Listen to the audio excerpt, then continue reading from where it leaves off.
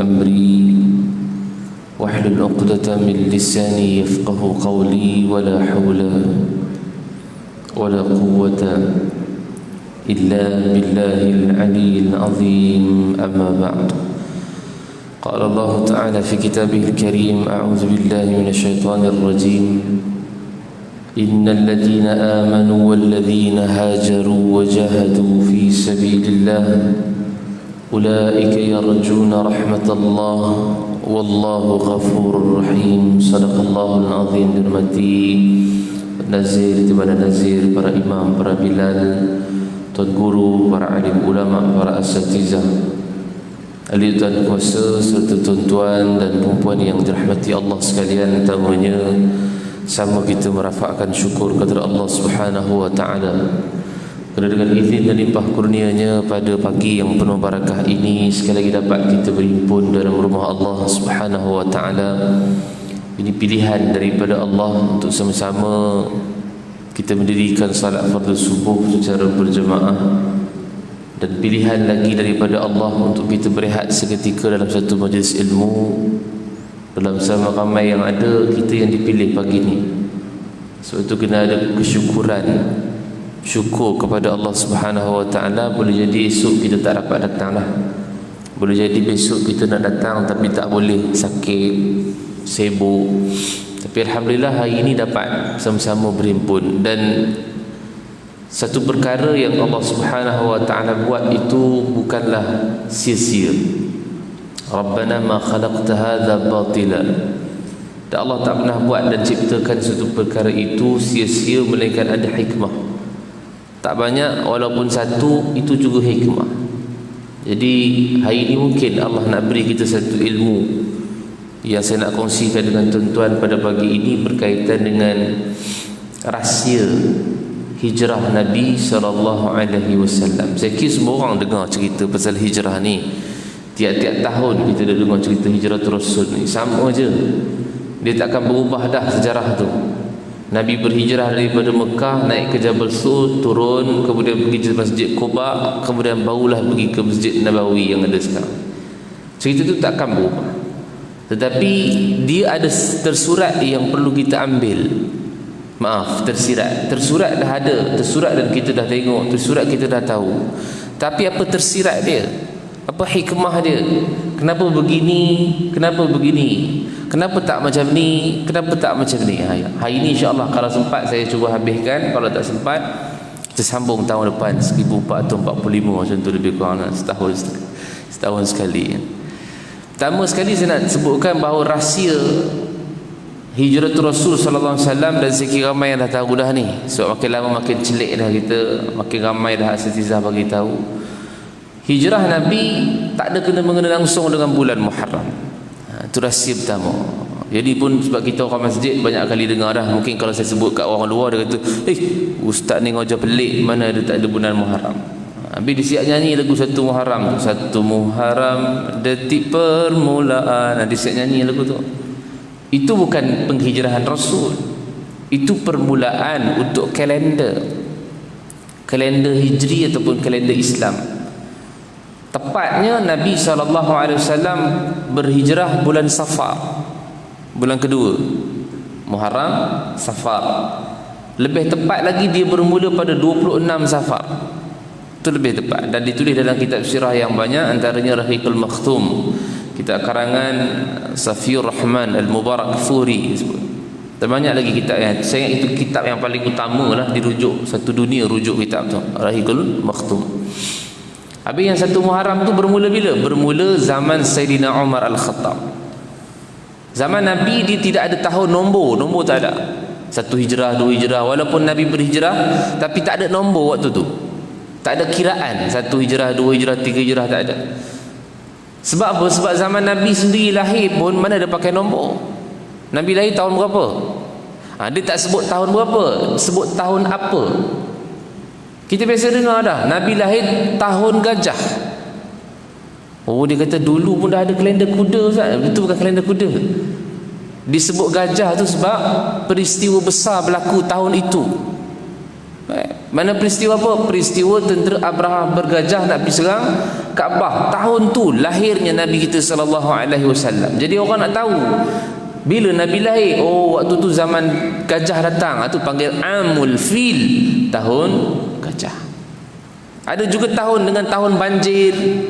Ada juga tahun-tahun kesedihan, Amul Huzun. Kesedihannya pasal Nabi kehilangan Khadijah binti Khuwailid, Abu Talib, dakwah Nabi di Taif tidak diterima. Itu adalah Amul Huzun. Jadi waktu tu tak ada nombor 1, nombor 2, tak ada. Wafat Nabi SAW, naik Abu Bakar 2 tahun memerintah Islam. Pun masih belum sempat nak buat kalender ni. Sebab waktu tu Islam belum kembang. Waktu tu yang buka Mekah, Madinah, Yaman saja. Rom dan Parsi belum jatuh lagi zaman Abu Bakar. Tapi sebelum kewafatan Abu Bakar sempat hantar 3,000 lebih 33,000 tentera Islam untuk pergi ke Yarmouk. Sebelum tercetusnya peperangan tu dia meninggal. Tak sempat tengok Yarmouk ni.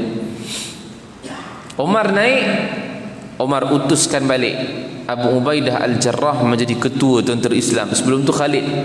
Abu Bakar angkat Khalid Al-Walid menjadi ketua tentera. Kemudian Omar naik, Omar pecat Khalid. Kemudian naikkan semula Abu Ubaidah Al-Jarrah menjadi ketua tentera Islam. Ada kata kenapa Omar pecat Khalid, Ustaz? Sebab takut nanti para sahabat bergantung harap kepada Khalid Al-Walid. Dalam sejarah Khalid tak pernah kalah. Dalam sejarah baik dia punya ketika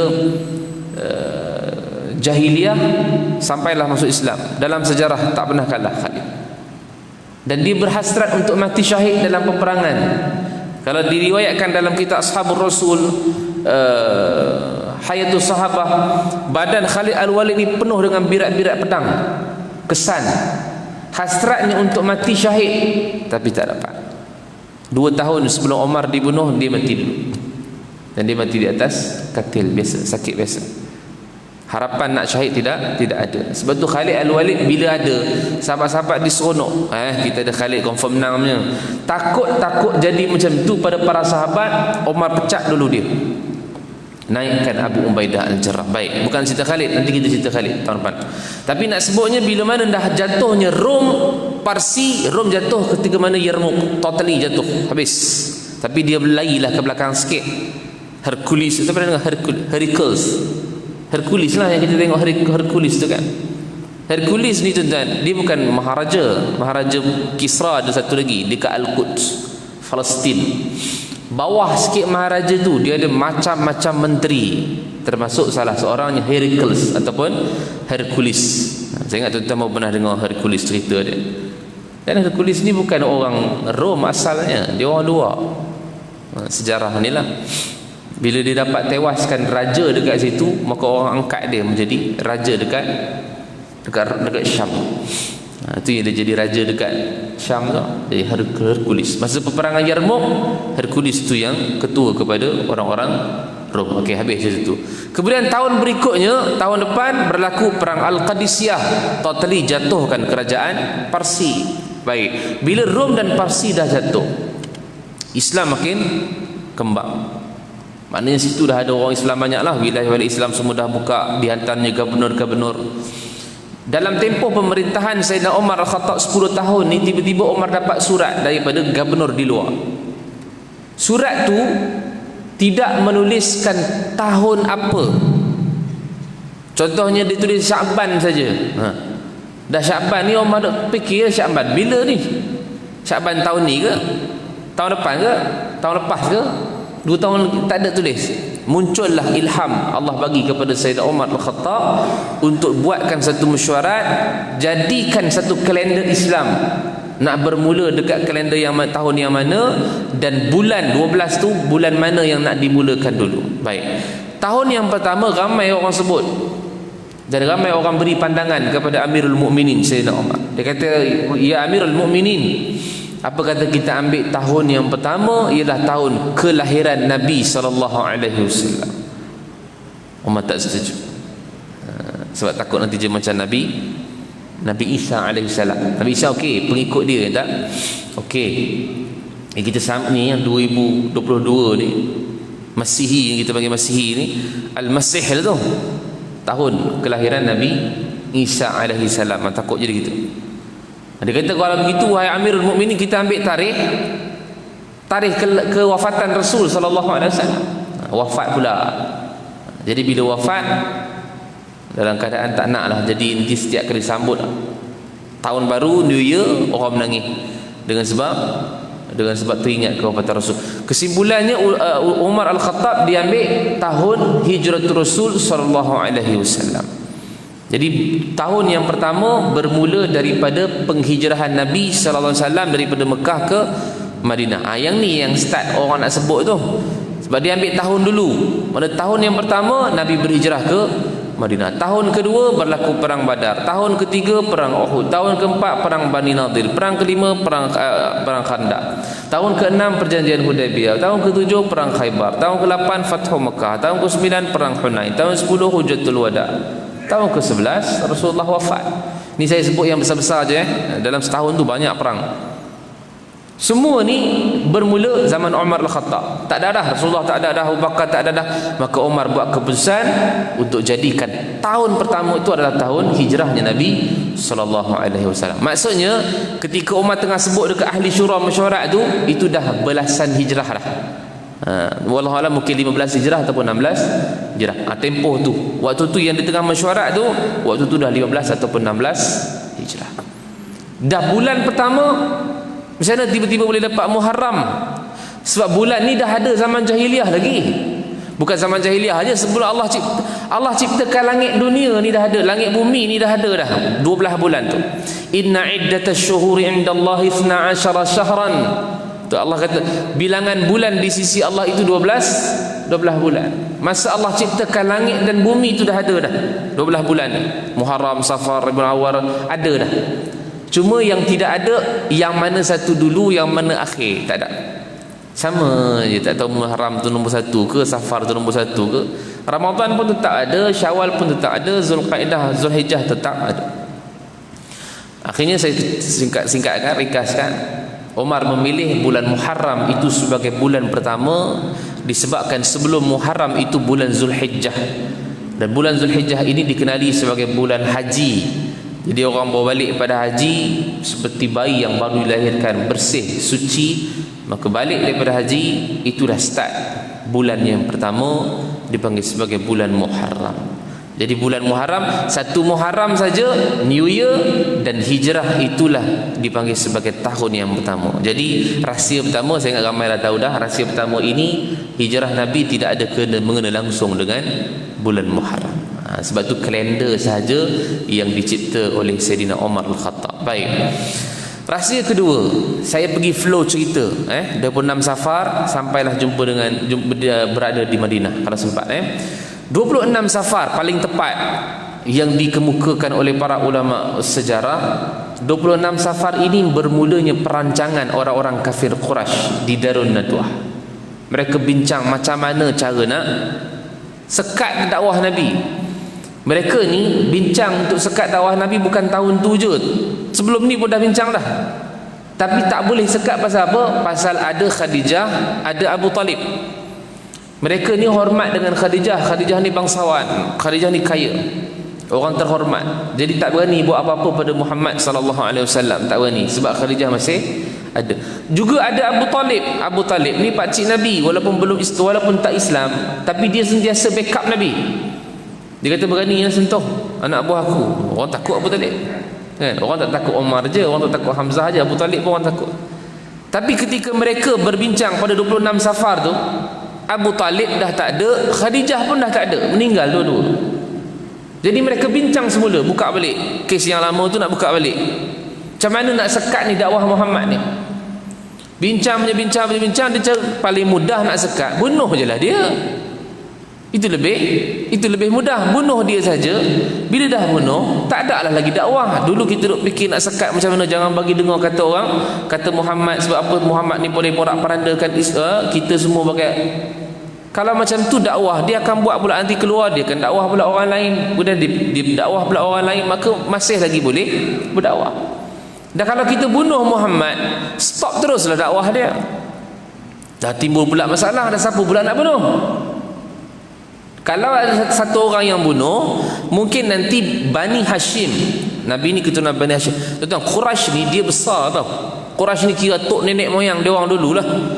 Jadi bawah Quraisy ini ada macam-macam bani, ada macam-macam keturunan. Bani Hashim, Bani Adi, Bani Taimi, Bani Tamim, Bani Umayyah, macam-macam bani ada.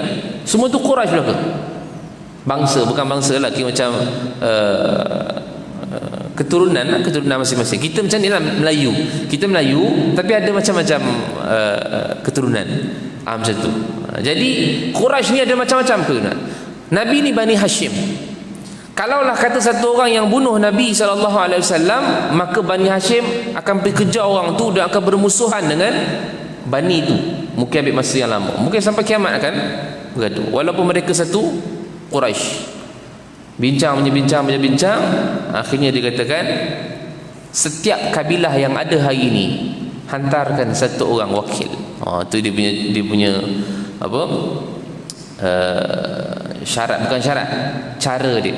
Bagaimana cara untuk nak bunuh Nabi. Dah kalau 12 kabilah yang hantar, 12 orang hantar wakil, bagaimana mungkin Bani Hashim nak balas 12 ni? Maknanya susah lah, maknanya boleh lah tapi susah sikit. Sebab 20 orang takkan nak musuh 12 kabilah ni, 12 bani ni. Akhirnya setuju. Bila setuju tuan-tuan, wa makaru wa makarallah wallahu khairul makirin. Mereka merancang, Allah juga merancang. Perancangan Allah itu lebih baik. Rupanya Allah dah bagi tahu kepada Nabi SAW melalui Jibril alaihissalam, mereka nak bunuh Nabi malam tu. Mereka nak bunuh Nabi malam tu. Waktu tu 26 Safar, nak pergi 27 Safar pagi besok tu. Pukul tak ada waktu tu, lebih kurang nak pergi subuh dah waktu tu. Malam tapi nak pergi subuh dah. Waktu tu dia orang nak bunuh Nabi SAW. 26 Safar yang waktu Nabi dapat tahu ni siang lagi. Dia orang masih mesyuarat lagi dekat Darun Nadwah tu. Jadi Nabi SAW dia keluar daripada rumah, terus pergi rumah Abu Bakar. Abu Bakar kata dalam hati, dia kata ni mesti ada benda penting. Sebab dia tengok Nabi datang ke rumah dia dalam keadaan panas terik. Tak pernah Nabi datang sebelum ni dalam keadaan panas, tak pernah. Sebelum ni Nabi datang mungkin dah petang, dah tak ada matahari sangat panas. Tapi hari tu Nabi datang dalam keadaan panas terik. Abu Bakar kata, ini mesti ada benda penting yang dia nak sampaikan kepada aku. Sampai rumah Abu Bakar, dia kata, ya Abu Bakar, boleh keluarkan orang-orang yang ada dalam rumah kamu ni, aku nak cakap dengan kau sikit. Abu Bakar kata, ya Rasulullah, ni semua ahli keluarga engkau. Rasulullah waktu ni dah kahwin dengan Aisyah, cuma tak duduk sekali. Dah kahwin dengan Aisyah. Jadi Abu Bakar ni siapa? Pak mertua Nabi lah. Pak mertua. Jadi Nabi pun cerita pada Abu Bakar, dia kata, ya Abu Bakar, sungguhnya Allah telah memerintahkan aku untuk berhijrah, dan aku memilih engkau menjadi teman aku untuk berhijrah. Tuan, Abu Bakar nangis sebab dia berharap sangat untuk nak berhijrah dengan Nabi SAW. Sebelum ni dah ada dah sahabat-sahabat pergi, ramai dah sahabat-sahabat pergi tu, ramai dah. Tapi masih lagi ada sebahagian yang tinggal di Mekah. Antaranya Abu Bakarnya, Alinya, Suhaibnya, Ummu Salamahnya, Asma'nya, Abdullah, banyak, ramai. Tapi hari itu Nabi kata, aku nak berhijrah dah, Allah bagi, siap, malam nanti kita akan berhijrah. Soalan saya, kalau kita dah dapat tahu orang nak buat jahat pada kita patah balik ke rumah ke lepas kita keluar, ataupun kita terus belah je? Kita akan terus belah. Biasanya kita akan terus belah lah. Tak tahulah tuan-tuan ikut sunnah Nabi, patah balik ke rumah, tunggu orang terkepung rumah kita, tak tahulah. Kita akan terus balik, kita akan terus pergi terus. Dah keluar dah, lepas dah pun. Rumah Nabi dekat rumah Khadijah sana. Jadi yang biasa pergi ke Mekah tu dia dapat gambaran lah. Pintu Babu Salam sebelah kiri, tu kat tempat bilik air perempuan, tandas perempuan, situ tapak rumah Khadijah. Atas belakang sikit itu rumah atuk Nabi, maktabah. Sebelah dia Sabil Zamzam. Jadi Nabi turun daripada rumah dia, terus pergi rumah Abu Bakar. Abu Bakar kat mana pula? Hilton. Sekarang ni Hilton. Jauh dah tu. Kalau Darun Nadwah kat tepi sana, situ. Nak tunjuk pun tak boleh, tak ada gambar kan. Jadi jalan je lah, jalan terus sampai rumah Abu Bakar, jauh dah ni. Dan Jabal Sur yang Nabi nak pergi, Madinah nak pergi pun ke arah sana. Kalau kita fikir dia baik pergi terus, tapi sebab Nabi ni fatanah, bijak, Nabi tak akan pergi melulu tanpa ada strategi. Nabi buat strategi. Nabi duduk rumah Abu Bakar macam ni, jadikan anak kau, jadikan hamba kau gini-gini. Buat strategi macam-macam. Nabi patah balik ke rumah dia. Soalan pertama dah terjawab tu. Soalan yang kedua, kenapa Nabi pilih Abu Bakar? Ini pun ramai asatizah dah cerita dah. Kenapa pilih Abu Bakar? Abu Bakar ni bukan orang yang backup Nabi masa penghijrahan ni, tak. Abu Bakar juga antara orang yang tak tenang, antara orang yang gelisah sentiasa. Nanti dekat atas Jabal Sur dia yang paling gelisah, turun nanti dikejar Suraqah bin Malik, dia yang paling gelisah. Ada satu masa saja yang Allah bagi dia tenang. Bila? Hari kewafatan Rasulullah. Dia seorang je tenang, tak? Dia boleh tengok Nabi, kemudian dia keluar balik, dia duduk atas mimbar, dia boleh bercakap di hadapan seluruh sahabat-sahabat. Waktu ni je Allah bagi dia ketenangan. Kalau dia tak tenang, kata ulama, maka mungkin ramai lagi sahabat yang akan juga tak tenang. Dan mungkin lama lah ambil masa tu nak menerima kewafatan Rasulullah sallallahu alaihi wasallam. Dan kalau kita tengok kisah para sahabat pun sama, Nabi Abu Bakar As-Siddiq dia macam ni, tak tenang. Tapi soalan dia, kenapa Nabi pilih Abu Bakar? Kenapa Nabi tak pilih Umar? Umar pergi dulu dah. Kenapa Nabi tak pilih Hamzah? Hamzah apa pergi dah? Kalau Nabi pilih Umar ni tuan-tuan, subhanallah, saya rasa semua orang boleh dapat jawapan. Tak ada orang pun yang berani tahan Nabi, tak ada orang pun yang boleh sekat Nabi, tak ada. Sebab semua orang takut dengan Umar, baik zaman jahiliyah ataupun dah masuk Islam, semua takut dengan Umar. Tak berani dia dengan Umar. Kita tak pernah dengar pun Umar dipukul ketika di Mekah bila masuk Islam, tak ada. Sebab bila mana Umar masuk Islam tuan-tuan, di rumah Al-Arqam bin Abi Al-Arqam, dia mengucapnya syahadah asyhadu an la ilaha illallah wa asyhadu annaka rasulullah. Lepas tu dia kata, ya Rasulullah, agama yang kita masuk ni, yang kita anuti ni, agama yang benar ke agama yang batil? Benar ke wahai Umar? Kalau benar, kenapa kita duduk dalam rumah ni? Mainlah keluar, pergi sebarkan dakwah. Start daripada situ, semua orang keluar. Subhanallah. Waktu tu, waktu Umar dah masuk, Umar dah ada, Hamzah pun dah ada masuk dalam Islam. Maknanya kata Abdullah bin Mas'ud juga antara orang yang awal masuk dalam Islam. Dia kata setelah Umar Al-Khattab masuk Islam, tak ada orang yang berani sentuh kami untuk pukul kami, dan tak ada orang yang berani halang kami untuk kami nak solat. Tak ada. Boleh dah solat. Di mana-mana pun tak ada orang kacau. Cuma mereka tak berani sentuh lagi dah, sebab Umar dah ada, Hamzah dah ada, tak berani sentuh orang Islam. Tapi mereka memulaukan ekonomi dengan tak boleh jual beli. Jadi tak boleh jual beli ni, lapar lah. Makanan tak boleh jual, tak boleh beli, bagi semua. Waktu tu dah teruk sangat, baru Nabi perintahkan berhijrah ke Habsyah. Ini hijrah yang pertama. Jadi nak sebutkan bahawa kalau Umar Al-Khattab dipilih ataupun Allah pilih Umar Al-Khattab, Nabi pilih Umar Al-Khattab, saya rasa macam dibuka siren je lah, Nino tu pergi ke Madinah, tak ada orang halang. Tapi kenapa Allah tak buat macam tu? Jawapan dia nanti kat Jabal Sur, nanti ada satu lagi peristiwa yang saya nak jawab, harap-harap sempat. Cuma nak sebutkan bahawa bila mana Abu Bakar dipilih, itu rahsia, nanti rahsia itu yang kita akan jawab.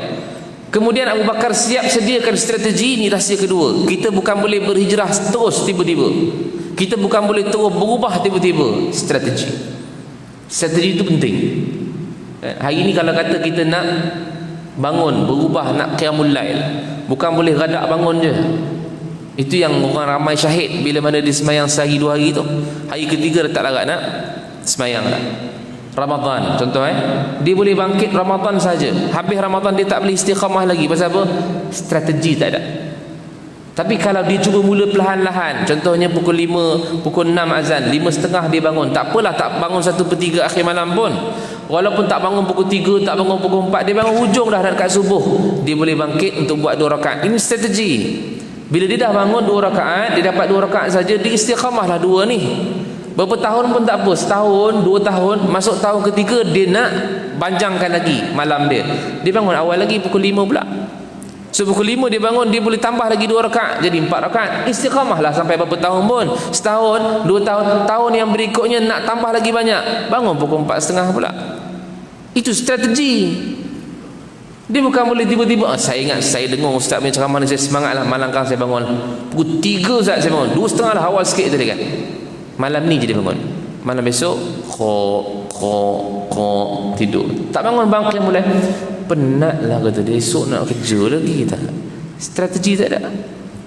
Tapi kalau orang yang dah memang biasa 1/3 ni bangun-bangun lah, tak apa. Saya cakap ni orang yang starter, baru nak mula. So jangan terkejut. Sama lah macam-macam ibadat pun kena ada strategi. Itu rahsia kedua dalam peristiwa hijratul Rasul sallallahu alaihi wasallam. Baik. Kemudiannya Nabi balik ke rumah, Nabi siapkan pula Ali bin Abi Talib. Rahsia keempat. Rahsia ketiga tak jawab lagi nanti tuan-tuan ingatkan saya sebelum saya tutup. Sebab itu paling besar sekali sebenarnya. Rahsia keempat ni Nabi pilih Ali bin Abi Talib. Ali siapa? Ali sepupu Nabi. Lagi menantu Nabi. Dia kahwin dengan Fatimah Az-Zahra.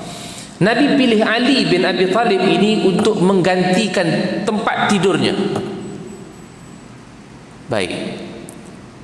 Risiko besar ataupun tidak, tempat duduk yang Ali nak duduk ni sangat besar. Kenapa Nabi tak pilih orang lain? Abu Bakar ada. Kenapa Nabi tak pilih Abu Bakar? Abu Bakar, kau duduk tidur tempat aku nak berhijrah dengan Ali. Nanti kau pula keluar. Boleh macam tu? Boleh kan? Boleh. Nabi juga ada Suhaib masih dekat Mekah. Suhaib, kau duduk tempat tidur aku nak pergi berhijrah dengan Abu Bakar. Tapi Nabi tak pilih Suhaib. Dan ramai lagi sahabat yang tertinggal dekat sana. Nabi pilih Ali. Risikonya Ali ni duduk di atas firash Nabi, katil Nabi. Kalaulah nanti ditakdir, tapi tak ada lah. Kalaulah kita kata orang-orang 12 kabilah tu dah dikepung rumah Nabi ni, dia tak selak siapa yang ada dalam tu, dia terus bunuh je. Mati tak Ali? Mati. Itu risiko besar. Tapi Nabi kata pada Ali, kau selamat, jangan risau, tidur je. Keyakinan Ali kepada Nabi. Jadi soalan saya tadi tak jawab lagi, kenapa Ali, kenapa tak panggil orang lain? Saya dah sebutlah tadi, Ali ini adalah sepupu Nabi. Bila sepupu, dia adalah keturunan yang sama dengan Nabi, Bani Hashim. So berisiko yang besar ni, kalaulah jadi apa-apa kepada Ali, maka dia dalam satu bani, satu keturunan, dia tak melibatkan keturunan yang lain. Apa-apa berlaku, maka Nabi akan jawab dan dia tak akan bergaduh berpuak-puak. Situ juga dia. Tapi cuba contoh Nabi ambil orang lain daripada Bani Adi, letak situ, tibalah kata takdir memang matilah budak tu, nanti Bani Hashim akan bergaduh dengan Bani Adi. Sama juga, dia akan tanggungjawab di atas pembunuhan tersebut. Itu yang Nabi punya perancangan. So hari ini rahsia tu yang kita boleh masuk dalam kehidupan kita apa dia? Kerja-kerja yang berat-berat dekat luar sana, jangan bagi anak orang lain buat. Dan kita selalu gitu, duk panjat letak banner, panjat atas pokok tu, dipanggilnya orang lain. Anak dia ada, Mat, naik atas, jatuh nanti pakcik. Tak ada, tak jatuh lah, kata dia kan. Naik tu. Anak dia ada, tapi dia tak suruh anak dia. Pasal apa tak suruh anak dia? Kalau jatuh tu anak orang lain, bukan anak saya. Itu kita suka bagi yang risiko besar tu pada anak orang lain. Takdir katalah memang jatuh, patah tangan, bapak dia datang jumpa kita, jadi apa? Seorang pergi masjid tempat lain dah, yang seorang masih lagi masjid sini. Itu yang berlaku zaman ni. Bergaduh lah. Tak, anak aku datang, Ustaz, dulu dia suruh anak aku panjat, anak aku jatuh, patah tangan dah malam aku jumpa dia kat sini, dia pergi masjid lain pula. Akhirnya akan bergaduh. Nabi dah tunjuk dekat kita 1400 tahun yang lalu. Rahsia keempat. So hari ni benda-benda yang kita sebutkan tadi, benda yang bahaya, cari orang yang dekat dengan kita. Siapa dia? Apa-apa berlaku pada dia, kita masih lagi boleh bertanggungjawab, sebab itu keturunan kita. Baik, habis. Datanglah masa 12 kabilah itu kepung rumah Nabi. Rahsia kelima. Kepung rumah Nabi, tuan-tuan, biasanya kita biasa dengar Nabi akan ambil pasir, kemudian Nabi akan baca wa ja'alna min baini aydihim saddan wa min khalfihim saddan fa aghshaynahum fahum la yubsirun. Surah Yasin ayat 9. Ramai pula orang hafal ayat ni. Memang surah Yasin, tapi dia hafal ayat ni. Saya tak nafikan memang ada rawatan Islam pun menggunakan ayat ini, tak apa, tak ada masalah. Salah satu ayat Quran, semua boleh. Tapi kadang orang ni dia guna untuk kepentingan dia. Siap bagi tips kata pada kita lah tu. Ustaz nak balik kampung tu, baca ayat ni Ustaz. Wa ja'alna min baini aydihim saddan wa min khalfihim saddan fa akhshaynahum fa hum la yubsirun. Kami jadikan di hadapannya dinding, belakangnya dinding, maka orang tak nampak dia. Dah kenapa kena baca tu? Ustaz balik kampung esok laju nanti speed trap tak nampak Ustaz. La ilaha illallah. Itu kerjanya rupanya. Dia terlupa tuan. Polis sekarang ni pun dah mengaji.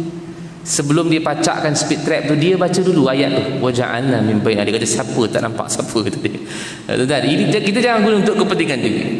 Sebenarnya bukan inilah maksud saya. Memang Nabi baca ayat tu, betul kan? Kita tahu, makruf, semua orang tahu dah. Tapi sebenarnya ada ayat lain yang Allah kuatkan lagi, bukan semata-mata ayat itu. Satu peristiwa yang besar lagi ketika mana Nabi baru mengisytiharkan Rasulnya kepada seluruh orang Quraisy. Turun ayat Tabbat yada Abi Lahabin wa tab. Dalam tu ada cerita Abu Lahab, dalam tu ada cerita isteri dia Abu Lahab, Ummu Jamil nama dia. Wa imra'atu hammalatal hatab, tu Ummu Jamil, isteri Abu Lahab. Maknanya Abu Lahab ni pakcik Nabi, Ummu Jamil ni makcik Nabi. Cerita surah itu mengisytiharkan bahawa mereka berdua ni memang neraka. Bila Ummu Jamil dapat tahu cerita tu cerita dia, benganglah dia dengan Nabi. Dia ambil batu sambil berjalan duk cari Nabi kat mana, cari Muhammad, bebel mulut dia. Kalau aku jumpa Muhammad ni aku baling tu dengan batu ni. Jalan pergi ke Kaabah. Di Kaabah waktu tu ada Nabi dan ada Abu Bakar duduk sebelah-sebelah. Dia datang ke arah tu sebab dia nampak Abu Bakar dan Nabi SAW. Abu Bakar toleh belakang, dia kata, ya Rasulullah. Ummu Jamil datang. Nabi tak pandang belakang. Ni pun antara gelisahnya Abu Bakar. Kejap-kejap toleh dia tengok Ummu Jamil, nak dekat dah ya Rasulullah. Dia yang sentiasa dalam keadaan, orang panggil gelabah lah panggil kan, gelisah. Nabi tak pernah toleh langsung ke belakang, biarlah dia nak datang apa pun. Tengah-tengah datang sampai bawa batu sampai depan Abu Bakar. Ummu Jamil kata, wahai Abu Bakar, mana kawan kau Muhammad? Aku dengar dia dah kutuk aku. Abu Bakar pun pelik pasal sebelah dia Nabi, dia ni tak nampak ke? Tapi Abu Bakar tak ada dah lurus betul macam kita, ni sebelah ni saya ni, tak ada. Bebel kata Muhammad, kalau aku tahulah aku jumpa dia nanti aku baling dia dengan batu, tak jumpa balik terus. Abu Bakar kata, ya Rasulullah, dia tak nampak engkau ke? Nabi baca ayat Quran surah Al-Isra ayat 45. Kata Allah Subhanahu wa taala, wa idza qara'tal Quran ja'alna bainaka wa bainal ladzina la yu'minuna bil akhirah hijaban mastura. Allah kata, bila kamu baca Al-Quran, kami jadikan di antara kamu dan orang yang tidak beriman dengan hari akhirat itu hijaban mastura, satu pendinding yang tak boleh nampak. Jadi kalau nak kaitkan dengan tadi wa ja'alna min baini aydihim, secara lebih tepatnya bukan ayat tu saja yang boleh lindung kita. Wa idza qara'tal Quran, seluruh Quran daripada Al-Fatihah sampai surah An-Nas, siapa beriman dan beramal dengannya, orang tak boleh buat jahat pada dia. Surah apa Ustaz? Surah Al-Isra. Ada orang, saya bawa juga pergi masjid cerita pasal ni. Saya balik daripada kuliah tu, ada seorang muslimat tahan. Dia kata, Ustaz, tadi Ustaz baca tu surah apa je tadi kan? Saya kata surah Al-Isra ayat 45. Nak buat apa kak makcik?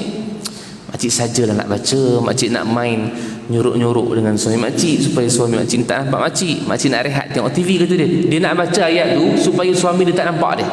Suami dia minta macam-macam kalau di rumah tu, mi goreng mamak lah dia minta, Nescafe tarik semua dia mintanya. Jadi saya nak main nasi sorok dengan suami saya ni supaya tak ada kena kerja tadi kan. Tu jangan guna kepentingan kita. Tapi ayat itu nak menunjukkan apa?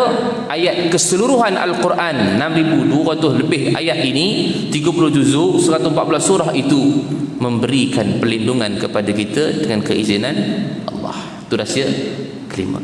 Turun daripada rumah, orang tak nampak Rasulullah, terus pergi rumah Abu Bakar dan terus naik ke Jabal Sur pada malam tersebut. Naik pagi, nak dekat pagi dah tu, nak dekat subuh dah naik. Dan Jabal Sur ni bukan kecil kan, tinggi.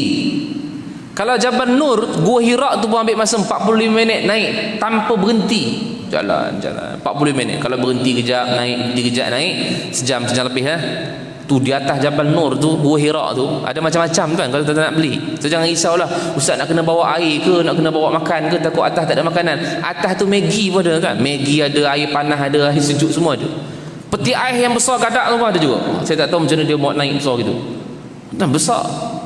Orang Turki ada kat atas tu, menyanyi atas tu ada macam-macam. Jadi Gua Hira tu dia boleh naik kat puncak, Gua Hira tu kat belakang, turun balik belah sana. Betul menghadap ke Masjidil Haram. Tapi ini bukan Gua Hira yang kita nak cerita ni, Jabal Sur, tempat persembunyian Nabi. Okey, tempat persembunyian Nabi. Dan jabal-jabal ini akan ada dalam syurga Allah Subhanahu wa taala. Bukit-bukit ni. Ada 4 bukit dalam dunia yang akan ada dalam syurga. Pertama bukit tadilah Jabal Nur. Jabal Nur nanti Allah akan bawa masuk di dalam syurga. Yang kedua Jabal Sur, tempat persembunyian Nabi yang kita nak cerita ni. Jabal Sur ataupun Bukit Sur, dia juga akan ada dekat syurga. Yang ketiga Jabal Abi Qubaish ataupun Bukit Abi Qubaish ni sebelah Babus Salam, sebelah Masjidil Haram je.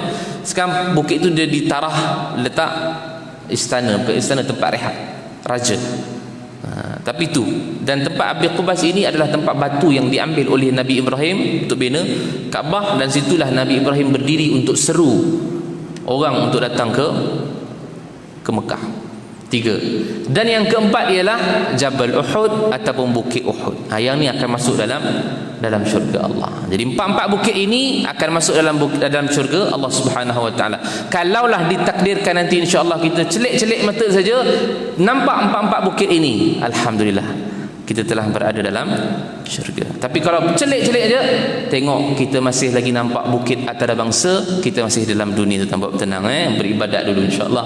Mudah-mudahan boleh dapat masuk dalam syurga.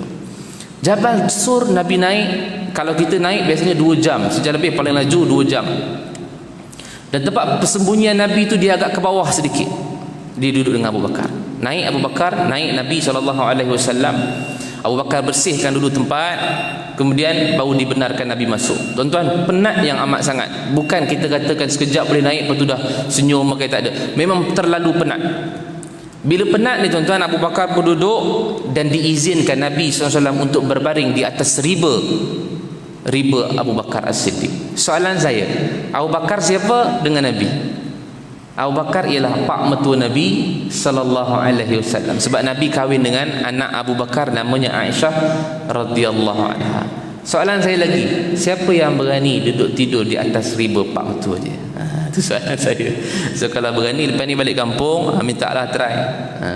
Pak, saya pun lepas dengar sirah ni kata dia kuliah. Kalau boleh saya nak cubalah tidur di atas riba pak, kata dia.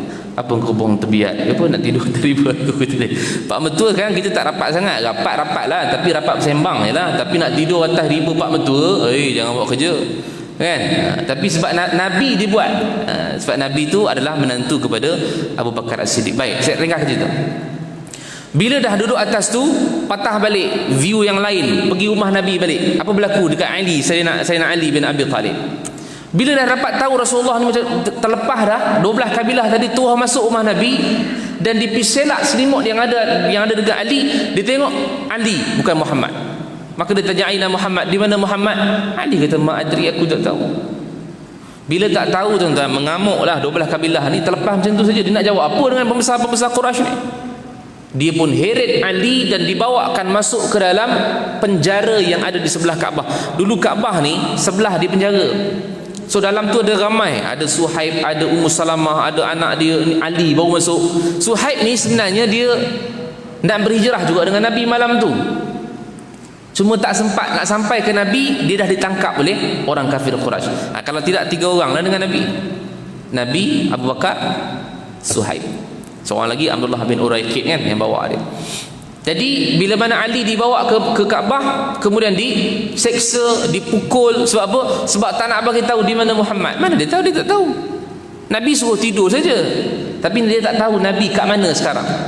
Bila dapat tahu Nabi terlepas, mengamuklah semua orang yang ada dekat Kaabah ni, dekat Mekah ni. Abu Jahal mengamuk, Abu Lahab mengamuk, Umayyah bin Khalaf mengamuk, Al-As bin Wa'il mengamuk, semua mengamuk. Lala tak ada cerita, tak ada cara lain. Dia kata siapa yang bertemu dengan Muhammad, hidup ataupun mati, kami akan berikan ganjaran kepada mi'atun naqah, 100 ekor unta. Dapat 100 ekor unta ni tuan-tuan, bilioner, kaya. Kan? 1 ekor unta pun mahal dah sekarang. Kita nak masuk bahagian pun 1 ekor unta mahal ribu kan. Jangan kata seekor unta, seekor lembu pun tak berani nak buat. Satu bahagian pun tak berani nak buat. Seekor bahagian. Tanya masjid, Ji, tahun ni korban apa? RM800. 800 ulang-ulang 800. Dia fikir 800 tu kira mahal tu bagi dia. Mahal lah sebab ada orang boleh buat, ada orang tak boleh buat. Nak bagi tahu apa dia? Binatang mahal lah. Kambing mahal, lembu mahal, unta lagi mahal lah. Ni yang ditawarkan oleh orang-orang kafir Quraisy, pembesar-pembesar Quraisy, 100 ekor unta, bukan satu. Bila tawaran tu besar, bukan seorang dua yang pergi cari. Ramai yang pergi cari Muhammad ni, keluar ke sana, keluar ke sini, keluar ke sana, keluar ke, ramai, banyak. Tak macam mana boleh bukit tu juga dia orang perginya. Macam-macam bukit ada. Bukit Jabal Sur tu juga yang dia orang naik, orang-orang Quraisy. Naik ke atas. Ni semua orang tahu dah cerita ni. Sebab nak cerita rahsia je. Naik ke atas, Abu Bakar antara orang yang paling kisah. Sebut tadi dah. Tengok kira, takut dia nampak Abu Bakar dan Nabi di dalam. Dia kata, ya Rasulullah, sebab kalau orang duduk Jabal Sur ni, dia akan boleh tengok kaki orang atas tu jalan atas tu. Dia kat bawah, dia boleh tengok mata kat atas. Sampai atas dah. Abu Bakar ni punya gelisah. Dia kata, ya Rasulullah, kalau mereka tundukkan pandangan sedikit, mereka nampak kita, ya Rasulullah. Gelisah. Nabi yang tolong tenangkan. Sepatutnya Abu Bakar lah tenangkan Nabi kan, jadi peneman. Nabi yang tenangkan Abu Bakar. Nabi kata, ma dhannuka ya Abu Bakrin bisnain, Allahu salisuhuma, la tahzan, innallaha ma'ana. Biasalah dengar ayat ni. Nabi kata, adakah kamu sangka kita berdua saja dalam ni, wahai Abu Bakar, dalam gua tu? Adakah kita dua saja dalam ni, wahai Abu Bakar? Kamu rasa? Sedangkan Allah ada yang ketiga. La tahzan, jangan kamu sedih, innallaha ma'ana, sungguhnya Allah sama-sama dengan kita. Bau hati Abu Bakar jadi tenang. Menjawab rahsia yang ini, yang tadi, yang awal saya tinggalkan tadi. Kenapa Nabi pilih Abu Bakar, bukan pilih orang lain? Sebab jawapan dia dah ada dekat sini dah. Apa dia? Allah createkan cerita tu supaya kita boleh tengok, jangan bergantung harap kepada manusia. Itu paling besar. Sebab kalau Nabi SAW dia bergantung kepada Umar tak ada besok, dia juga akan hancur. Kita kalau bergantung pada manusia tu tak ada besok, kita juga akan hancur. Saya hidup, saya ikut dia je, dia ni okey, saya buang. Dia tak ada besok, habis kita. Kita bergantung harap kepada kebendaan, benda tu tak ada besok, kita juga hancur. Tapi kalau kita bergantung harap pada Allah, Allah tidak hidup dan Allah tidak mati dan tidak hidup. Nak sebutkan bahawa Allah itu sentiasa ada dengan kita. Subhanallah. Jadi paling besar sekali yang saya nak bagi tahu dalam kita punya cerita pagi ini ialah peristiwa Nabi SAW berhijrah ini mengajarkan kita kepada kita umat Nabi Muhammad SAW supaya serahkan diri pada Allah dan bergantung bulat-bulat kepada Allah Subhanahu wa taala. Allahus Samad, Allah tempat bergantung. Tuan-tuan, rahsia dalam hijrah ni terlalu banyak. Nabi belum turun lagi. So turun nanti akan macam-macam peristiwa lagi berlaku. Sebab peristiwa yang Nabi naik lagi, ada lagi anak-anak Nabi, Abu Bakar naik, Abdullah naik, Asma naik, ada Amir bin Fuhairah lagi mengembala kambing di bawah. Itu semua ada rahsia yang Allah Subhanahu wa taala createkan, ciptakan untuk kita dapat tahu sirah tu. Turun nanti dikejar pula Suraqah bin Malik, itu juga ada rahsia. Nak sampai pula ke Quba, Nabi bina masjid dulu. Bukan masjid tu tiba-tiba dah ada dah. Tak, Nabi bina masjid dulu. Situ juga ada rahsia. Kenapa Nabi bina masjid? Kenapa Nabi tak bina rumah? Dalam perjalanan juga ada rahsia untuk sampai ke Madinah. Quba nak ke Madinah ni ada satu peristiwa tuan berlaku. Saya cerita terus. Ialah bila mana Nabi nak berhijrah ke Quba nak pergi ke Madinah, turun ayat perintah untuk solat Jumaat. Maka dekat perjalanan tu Nabi perintahkan sahabat untuk solat Jumaat dekat situ. Itu Jumaat pertama di Madinah. Baru Nabi sampai dekat Madinah, masjid tak ada lah waktu tu, tapi semua orang tengah tunggu Nabi SAW di sana. Sebab apa? Sebab mereka dah dengar dah Nabi akan sampai, Nabi akan sampai, Nabi akan sampai. Sehingga mereka nampak Nabi, mereka war-warkan satu Madinah, qad qadima Rasulullah, telah sampai Rasulullah.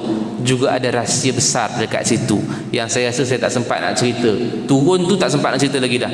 Nanti insya-Allah tuan-tuan minta maaf ya, sebab saya bukan tak nak cerita, sebab cerita nanti dia akan jadi lebih panjang. Kita pun lapar perut dah kan.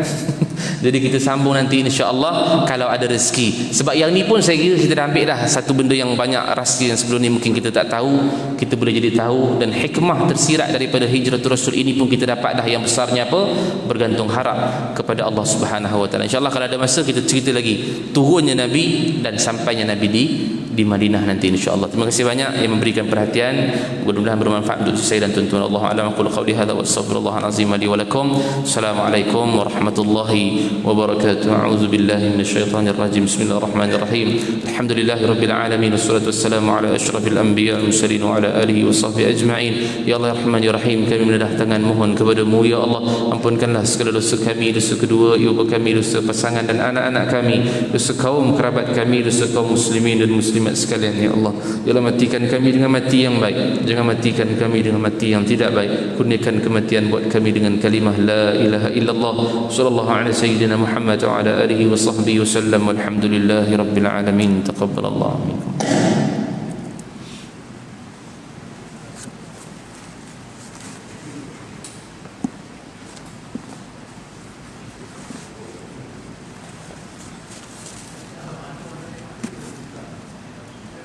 Assalamualaikum. Sihat.